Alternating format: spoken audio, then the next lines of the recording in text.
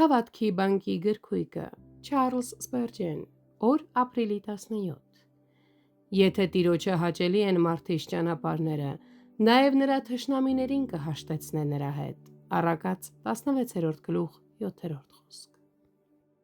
Մենք պետք է զգույշ լինենք, որ մեր գործողությունները հաճելի լինեն Տիրոջը։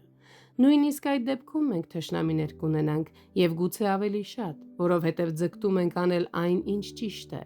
բայց ինչ խոստում ունենք։ Տերը մարդկային զայրույթը կվերածի իրեն ուղված գովասանքի և կհանդարտեցնի այն, որպեսզի այն մեզ տառապանք չպատճառի։ Նա կարող է թշնամուն զսպել մեզ վնասելուց, նույնիսկ եթե նա մտադիր էր դա անել։ Ահա թե ինչ արեց նա Լաբանի հետ, որը հետապնդեց Հակոբին, բայց չհամարձակվեց դիպչել նրան։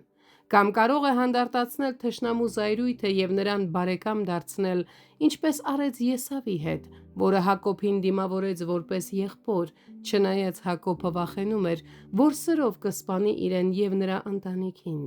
Տերը կարող է նաև դաժան հակառակորդին վերածել Քրիստոսի եղբոր և համագործակցի, ինչպես արեց Տարսոնացի Սավուղի հետ։ Ախ եթե նա դա աներ ամեն դեպքում, երբ հալածանքի ոգին է դրսևորվում։ Երջանիկ է այն մարդը, որի համար թշնամիները դառնում են այն, ինչ որ առյուծներն էին Դանիելի համար փոսում, հանգիստ և բարեկամական։ Աղոթում եմ, որ երբ հանդիպեմ մահվանը, որ կոչվում է վերջին թշնամի, գտնվեմ խաղաղության մեջ։ Թող որ մեր մեծագույն հոգսը լինի ամեն բանում հաճեցնել Տիրոջը։ Հավատքով լցվեք և սուրբ եղեք, քանզի դա հաճելի է Բարձրյալին։